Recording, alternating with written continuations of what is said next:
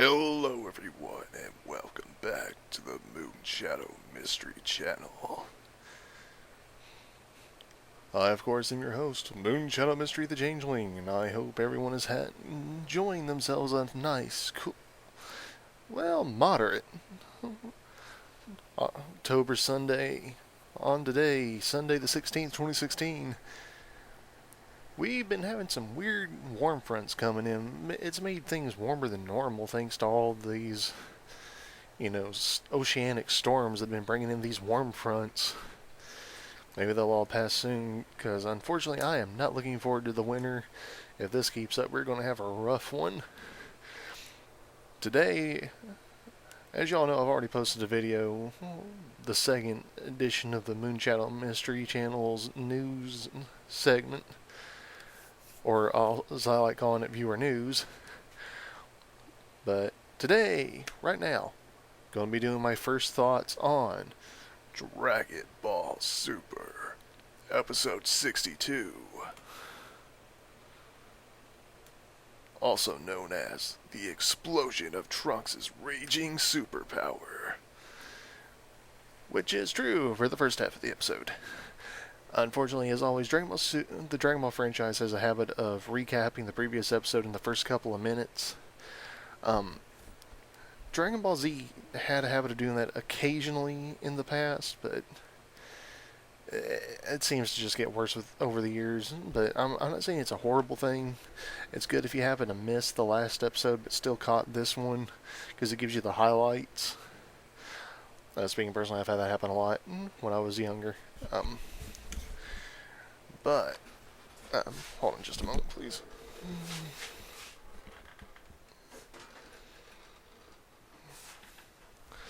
There we are.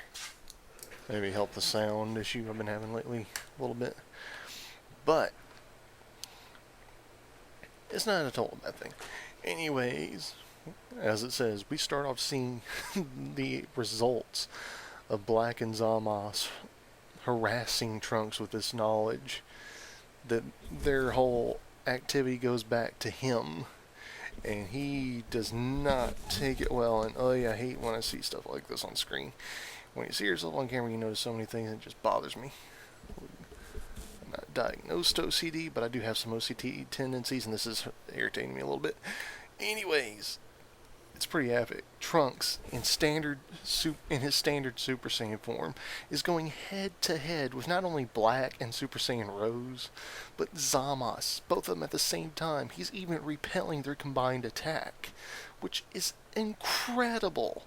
I mean, yes, at first he's got this blue aura going around him, but then even afterwards, he's still holding his own, outmaneuvering them, outpowering them.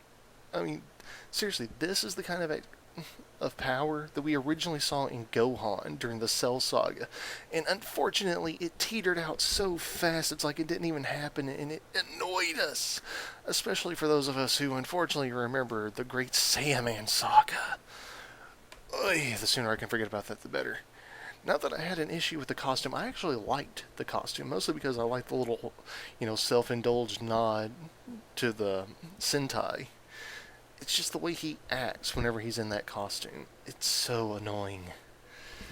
But anyway, this is what we wanted from Gohan. This is like the explosive, unrelenting, primal power we expected from Gohan. And future Trunks is just blowing it out of the water. But then unfortunately, it only lasts about halfway through the episode before he makes the sacrifice and chooses to fight alone so Goku, Bulma, and Vegeta can return to the past. If I was doing this in an animated format, I would actually probably be inserting the Samurai Jack Back to the Past theme song right here, just for comedic sake. But this was awesome. This was a great moment of him where he's flat out telling him, yeah, I may be the sinner here, but I don't give a crap, because I am going to beat you down no matter what it takes. And the episode actually kind of clarifies a couple things that I made a mistake on in a previous review. Apparently, it may only have been the standard Zamos who got the immortal body to compensate for him not being near as strong as Black. Saiyans, as we know, live a longer lifespan than most other species do, with the exception of Nameks and the Kais. Um, so Black apparently isn't immortal. I don't know.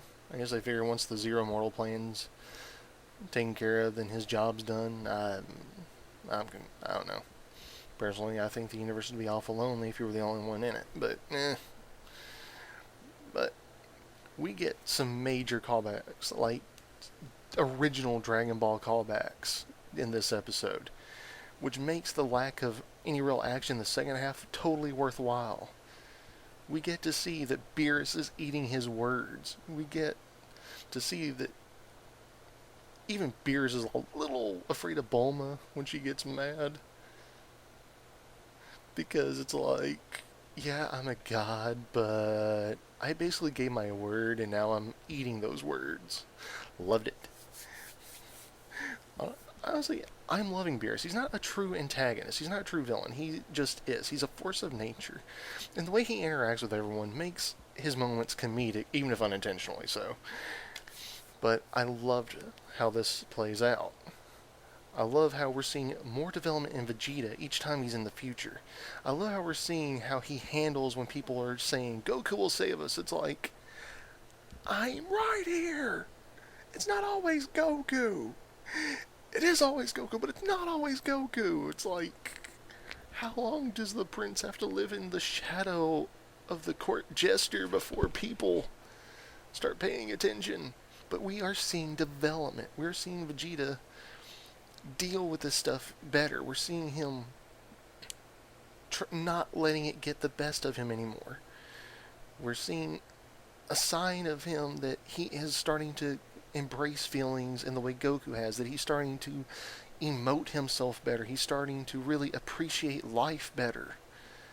These are things we've been waiting to see from Vegeta since he turned good, since he started a family.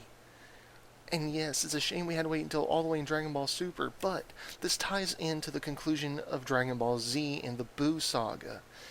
We are seeing the further continuation of the development of his character. This is why so many old school fans like myself are so grateful they have basically annulled GT. This has fixed a lot of the problems GT had with character development and everything else. I still have some issues with Goku, but this episode has not really highlighted any of those issues I've had. We see Goku holding resentment. We see that he is totally ticked off, and he has a right to be. We see that Chi-Chi was completely unaware of any of this, which, why? Seriously, Goku, Super Saiyan God Goku, he is afraid of ticking off Chi-Chi. He's the one who doesn't even try to hide the truth from her. Everyone else is freaking out like, we have to keep Chi-Chi away from the truth at all costs or we're all going to die. Just the facial expressions alone when Chi-Chi comes into play is hilarious. And it's nice that we get to see that Krillin, after Frieza was defeated, went back to his job as a cop. I mean, he took a temporary leave of absence from that job to fight Frieza because that's a foe he had familiarity with, and he felt it was his responsibility to help. I love that about his character. Sure, he's not the strongest, but he knows that, hey, if my little bit of power can help in any way, I'm going to help. Even if I'm just cannon fodder to keep the grunts out of the way, I'm going to help. Moving on, back to the episode. We get to see Vegeta being the one to break it to Beerus that he was wrong. Vegeta trying to keep Bulma calm when he is the hothead out of all the people. And what I'm loving the most, we get to see a callback to the original Dragon Ball with the containment wave, Mufaba, which was awesome. And unfortunately, Goku being Goku completely ignores the fact that Piccolo is trying to be the one, hey, I'm useful, I am intelligent, I know what I'm doing, I've experienced it firsthand because this was embedded in my genes thanks to my father, the Demon King Piccolo, the original Piccolo. And Goku just ignores him and goes straight to Roshi, which I'm not complaining, Roshi didn't. Roshi's master is the one who invented it. Roshi's the one we get to see use it on Demon King Piccolo, or at least try to before he dies, unfortunately. But it's nice to see Goku going back to Roshi, knowing that Roshi, in his years, even though he's nowhere near as strong as any of the rest of them, still has more he can teach.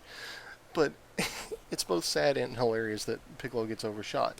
But I love that Bulma and the rest of the Z-Fighters are like, hey, we'll listen to you. Which is good. It means that more than one person may learn the technique. Which is essential considering that Mufaba has the potential of killing whoever's using it.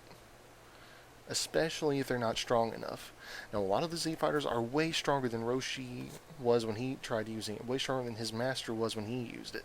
So this could be an important thing that comes into play when they return to face Black and Zamos again.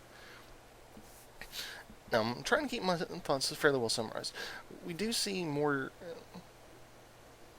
that Shu, Mai, and Pilaf are still changing.